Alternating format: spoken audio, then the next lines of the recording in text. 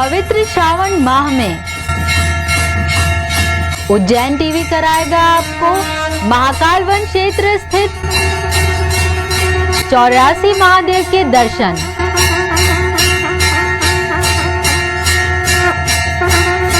प्रतिदिन कीजिए एक महादेव के दर्शन और जानिए उनकी गाथा केवल उज्जैन टीवी के समाचारों में।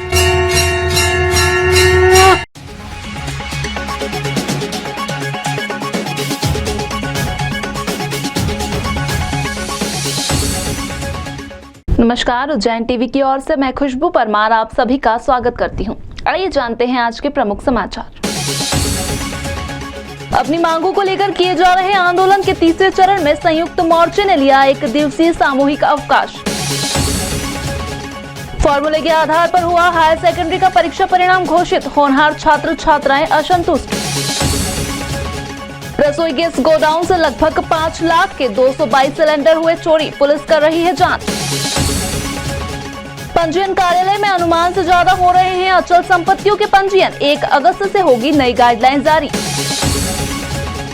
और कम पेट्रोल दिए जाने की शिकायत पर शहर के आगर रोड स्थित पेट्रोल पंप पर बनी हंगामे की स्थिति।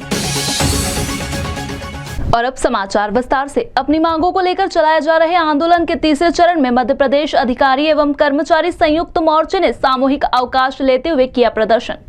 स्थानीय टावर चौक पर रिमझिम बारिश के बीच मध्य प्रदेश अधिकारी एवं कर्मचारी संयुक्त मोर्चे ने एक दिवसीय हड़ताल कर नारेबाजी की। कर्मचारी नेताओं ने बताया कि अपनी मांगों को लेकर आंदोलन में प्रथम चरण में मुख्यमंत्री के नाम ज्ञापन सौंपा गया। दूसरे चरण में सभी जनप्रतिनिधियों का ध्यानाकर्षण किया गया, मगर कोई सुनवाई नहीं होने पर आंदोलन के तीसरे चरण में हमने सामूहिक अवकाश लिया है। मांगे नहीं माने जाने पर हम अनिश्चितकालीन हड़ताल करेंगे। अपनी मांगों के संबंध में मोर्चा अध्यक्ष मानसिंह चौहान व जिला अध्यक्ष संगीता शर्मा ने बताया।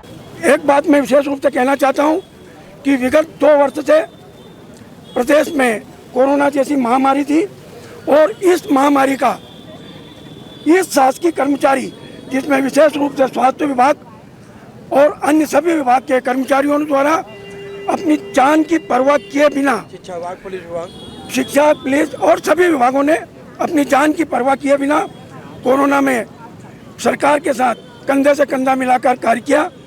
लेकिन दुर्भाग्य है कि वो सरकार जिन्होंने इस कोरोना से जिस कर्मचारियों ने मुक्ति दिलाई, उनकी तरफ, उनकी मांगों की तरफ ध्यान देना उचित नहीं है।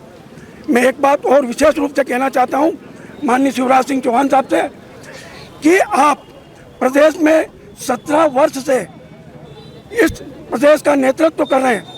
आपसे जब बात की जाती है, आप एक बात कहते हैं कि प्रदेश की वित्तीय स्थिति ठीक नहीं है। इसका जवाब आपको देना पड़ेगा कि 17 साल राज करने के बाद प्रदेश की स्थिति खराब क्यों हो गई। इसका जवाब माननीय शिवराज सिंह चौहान को देना पड़ेगा। सरकार के द्वारा 10-10 हजार रुपए कोरोना काल का देने के लिए बोला था, पर आज तक ना तो कोई आदेश आया और ना ही दिया गया। उसके बावजूद भी कर्मचारियों ने बीमार रहते, अपने परिवार बीमार रहने के बावजूद भी अपनी सेवाएं लगातार दी है, पर सरकार ने उनके साथ कोई सहानुभूति नहीं रखी और उनके इंक्रीमेंट जो थे वो भी प्रतिबंधित कर दिए हैं और वेतन वृद्धि भी जो बढ़ी हुई है वो भी नहीं दी, और जो एरियर था उसको भी उन्होंने बैन कर रखा है। ना वो एरियर दिया गया, ना महंगाई भत्ता उसमें ऐड किया गया, केवल अभी तक आश्वासन ही मिल रहे हैं। इसलिए हम लोगों में यह आक्रोश है कि हम लोग इतना काम करने के बावजूद हमारे काम का कोई मानदेय नहीं दिया गया।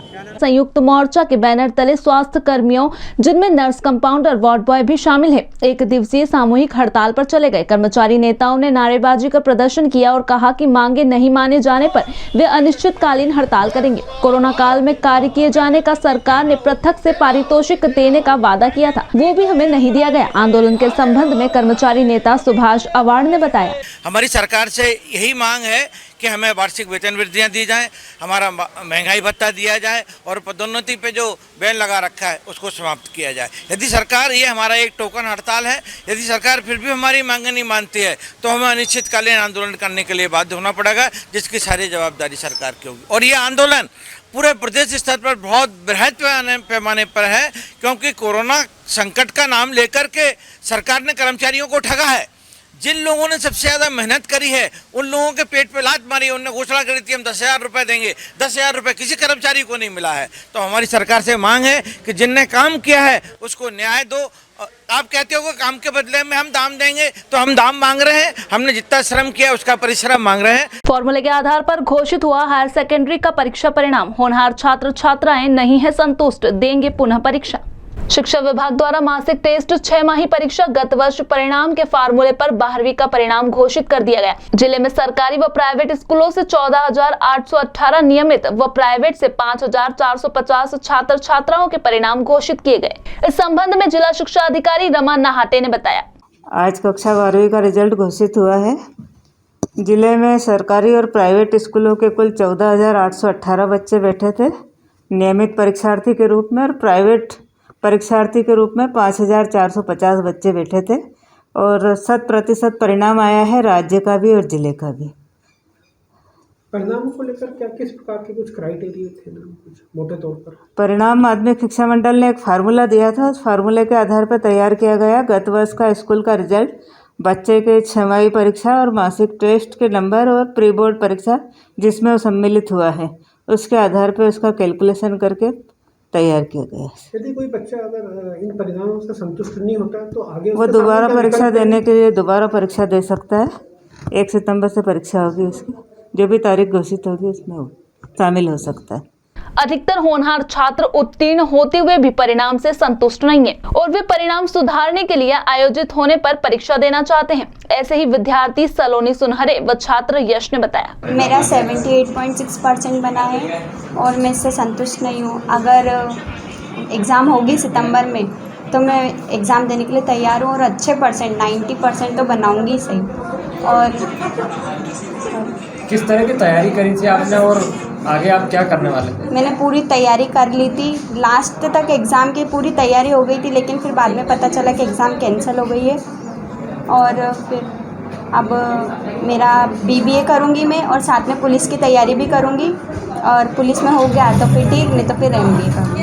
जी 10th के बेस पे जो परीक्षा का परिणाम आया है वो आया तो सही है, पर हमारी 12th की जो तैयारी थी तो वो हम और बेहतर कर सकते थे। सो अगर अब एग्ज़ाम फिर से होगी तो हम और बेहतर कर सकते हैं, और ये कोविड की वजह से 1 साल पीछे भी हो रहा है। सो मैं फिर से एग्ज़ाम देना चाहूँगा बिकॉज मेरी तैयारी और भी अच्छी है पहले से। क्या सोच रखा है आपने आगे क्या करोगे? जी आगे मेरे को CA में जाना है। सो अभी मेरे 70% बने, सो मैं अभी जिस तरीके से मेरी तैयारी है तो 80-95 तक कर सकता हूँ। ग्राम मीडिया स्थित गैस टंकी गोडाउन से चोरों ने लगभग 5 लाख की कीमत के 222 गैस सिलेंडर चोरी किए। हिंदुस्तान पेट्रोलियम के अंतर्गत शक्ति गैस एजेंसी के गोडाउन से 28-29 जुलाई की दरमियानी रात ताला तोड़कर चोरों ने 222 रसोई गैस सिलेंडर चुरा लिए, जिनकी कीमत लगभग 5 लाख रुपए बताई जा रही है। चोर कुछ सिलेंडर गोडाउन के बाहर भी छोड़ गए। संभवतः चोरी में किसी बड़े वाहन का उपयोग भी किया गया। थाना नानाखेड़ा पर रिपोर्ट दर्ज कराने आए एजेंसी के परमानंद सिंह ने बताया, HP गैस के 222 भरे हुए सिलेंडर चोरी हुए हैं। कब की घटना है और ये 28 और 29 जुलाई की रात। कहाँ की कुछ ग्राम में इंडिया। कितने सिलेंडर पे लगे थे? 222। क्या कीमत थी? 5 लाख के आसपास। किस प्रकार से चोरी हुई? कितने लोगों को? मैं ताला तोड़ के ले गया, मतलब चोर लोग अज्ञात चोर। क्या लगता है आपको किस प्रकार से कितना कैसे ऑटो में लेके गए होंगे या कुछ किस प्रकार से? नहीं बोलता कोई गाड़ी में भर के ले गए होंगे, कोई आइसर वगैरह के अंदर। इस संबंध में CSP वंदना चौहान ने बताया, तपोभूमि जो है नानाखेड़ा थाना क्षेत्र अंतर्गत गैस एजेंसी का वहाँ एक गोडाउन है, वहाँ भी सूचना मिली है कि कल रात्रि में वहाँ से करीब 222 गैस टंकियाँ जो है उसका चोरी होना बताया गया है, और घटनास्थल की तस्दीक की जा रही है। और जो वहाँ पे सुरक्षाकर्मी था, जो गोडाउन के सुरक्षा एक्टेल था, उससे भी पूछताछ की जाएगी। अचल संपत्ति का व्यापार कोरोना काल में भी रहा अप्रभावित। पंजीयन कार्यालय में अनुमान से ज्यादा हो रही है रजिस्ट्रियां। 1 अगस्त से प्रभावी होगी नई गाइडलाइन। कोरोना काल में रोजमर्रा की वस्तुएं आम आदमी की क्रय क्षमता से बाहर जा रही हैं, क्योंकि ये बेतहाशा महंगी हो गई हैं। मगर वहीं अचल संपत्ति की पूछ परख में तेजी आई है। रजिस्ट्रार कार्यालय की पंजीयन अधिकारी मंजुलता पटेल के अनुसार अचल संपत्ति के कारोबार में कोई नुकसान नहीं है। रजिस्ट्रार कार्यालय में रजिस्ट्रियों की संख्या प्रतिमाह 1.5 गुना ज्यादा हो गई है। रोज 200 रजिस्ट्रियां हो रही हैं। 1 अगस्त से सन 21-22 के लिए नई गाइडलाइन तय होगी। इस संबंध में जानकारी देते हुए मंजुलता पटेल ने बताया, शासन ने निर्णय लिया है कि जो 1 अगस्त से नई गाइडलाइन लागू होगी 21-22 के लिए, वो पुरानी दरों पर रजिस्ट्रियाँ होगी। जो 20-21 की गाइडलाइन थी उसी को यथावत रखा है। सिर्फ जो नई कॉलोनियाँ जिनकी दरें पहले गाइडलाइन में नहीं थी उनको शामिल किया जाएगा और उनकी नई दरें खोली जाएगी। उज्जैन में ऐसी कितनी कॉलोनी जिनको इसमें शामिल किया गया? उज्जैन में ऐसी 16 कॉलोनियाँ अपन ने जोड़ी है जिनकी दरें नहीं थी, जो अब नए खोलेंगे। कम पेट्रोल देने की शिकायत पर पेट्रोल पंप पर जांच करने पहुंची नागपुर विभाग की टीम। उपभोक्ता ने की थी शिकायत। अगरोड स्थित कृषि उपज मंडी द्वार के सामने स्थित पेट्रोल पंप पर उस वक्त हंगामे की स्थिति बन गई जब एक उपभोक्ता ने अपने 2 पहिया वाहन में कम पेट्रोल भरने की शिकायत की। इस पर पंप कर्मचारियों ने उपभोक्ता से विवाद किया और उसके बाद वाहन की चाबी भी निकाल ली। उपभोक्ता की शिकायत पर खाद्य एवं नापतोल विभाग की टीम ने पेट्रोल पंप पर जाँच भी की। 200 रुपया पेट्रोल डाला था, वो पेट्रोल कम डाला है। तो बार शिकायत करने के बाद वो चाबी लेके भी भग गए, मेरी चाबी लेके ही भग गए। मंडी गेट में चाबी लेके भग गया, कर्मचारी चाबी लेके भग गया। रेलवे विभाग द्वारा धार्मिक स्थल तोड़े जाने पर कार्य रोकने की गुहार लगाई ग्रामीणों ने।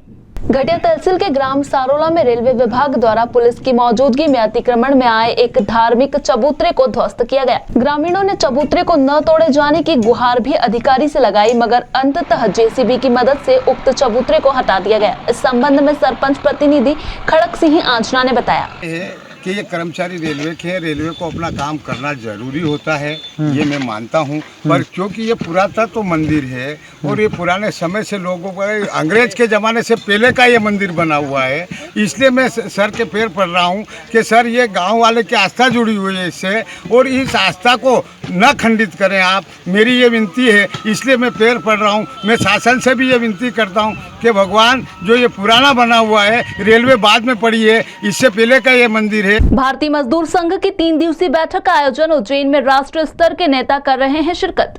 उज्जैन स्थित झालरिया मठ में बीएमएस की 3 दिवसीय राष्ट्रीय बैठक का आयोजन किया जा रहा है। इस सत्र में बीएमएस के राष्ट्रीय संगठन मंत्री सुरेंद्र कर्नाटक, राष्ट्रीय महामंत्री आंध्र प्रदेश के क्षेत्रीय संगठन मंत्री धर्मराज शुक्ल, प्रदेश अध्यक्ष निरंजन सिंह एवं प्रदेश संगठन मंत्री संजय कुमार देवा सहित विभिन्न प्रदेशों से 100 प्रतिनिधि 3 दिवसीय बैठक में शामिल होंगे। इस बैठक में मजदूरों को संगठित करना तथा समस्याओं के प्रति जागरूक करने पर भी विचार विमर्श किया जाएगा। इस सम्मेलन हेतु जिला पदाधिकारियों और सदस्यों को विभिन्न दायित्व सौंपे गए हैं। बाकी ट्रेड यूनियन माने 11 ट्रेड यूनियंस थे और सभी पार्टियों का पार्लियामेंट सदस्य लोग थे, वो लोगों ने भारतीय मजदूर संघ का अप्रिसिएशन किया। आपने एक मालूम है पश्चिम बंगाल में टीएमसी करके संगठन है, पार्टी है, उनका एमपी थी डोला सेन, वो भी ट्रेड यूनियन लीडर है। आपका 11 संगठनों में केवल भारतीय मजदूर संघ दिया है, आप लोग बाकी लोग क्यों नहीं देते हो? माने इस तरह का एक अप्रिसिएशन भी हमारा साथ में आ रहा है। महाकाल वन क्षेत्र स्थित 84 महादेव यात्रा में आज कीजिए अनादि कल्पेश्वर महादेव के दर्शन और जानिए उनकी गाथा, जो इस श्रृंखला में 5वें स्थान पर विराजित है।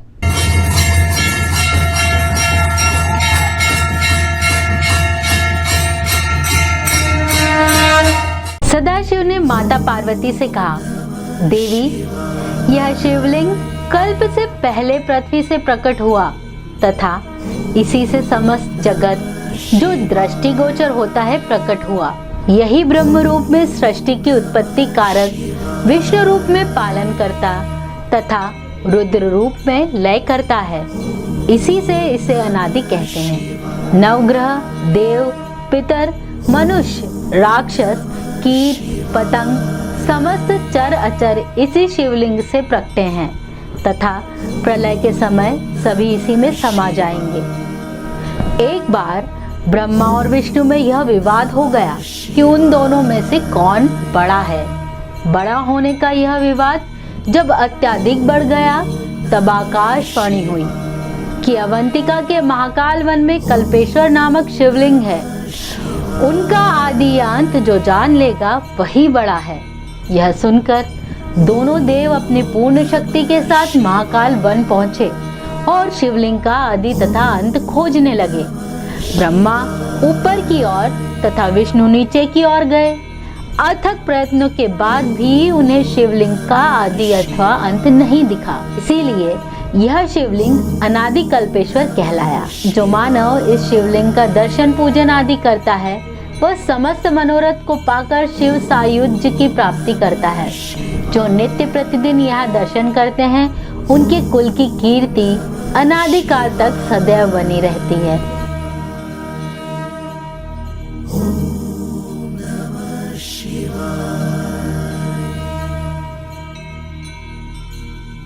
इसी के साथ आगे चलते हैं वेधशाला से प्राप्त मौसम के आंकड़ों की ओर।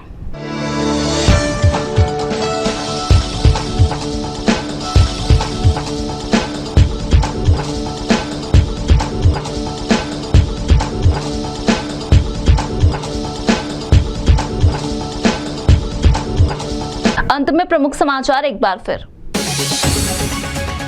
अपनी मांगों को लेकर किए जा रहे आंदोलन के तीसरे चरण में संयुक्त मोर्चे ने लिया 1 दिवसीय सामूहिक अवकाश। फॉर्मूले के आधार पर हुआ हायर सेकेंडरी का परीक्षा परिणाम घोषित, होनहार छात्र छात्राएं असंतुष्ट। रसोई गैस गोडाउन से लगभग 5 लाख के 222 सिलेंडर हुए चोरी, पुलिस कर रही है जांच। पंजीयन कार्यालय में अनुमान से ज्यादा हो रहे हैं अचल संपत्तियों के पंजीयन, 1 अगस्त से होगी नई गाइडलाइन जारी। और कम पेट्रोल दिए जाने की शिकायत पर शहर के आगर रोड स्थित पेट्रोल पंप पर बनी हंगामे की स्थिति। तो ये थे अब तक के प्रमुख समाचार। ताजा खबरों के लिए देखते रहिए उज्जैन टीवी। हमारे YouTube चैनल को लाइक सब्सक्राइब करना ना भूलें। नमस्कार।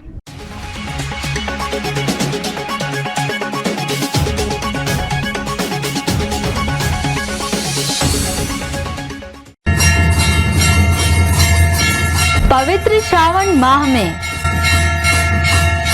उज्जैन टीवी कराएगा आपको महाकाल वन क्षेत्र स्थित 84 महादेव के दर्शन।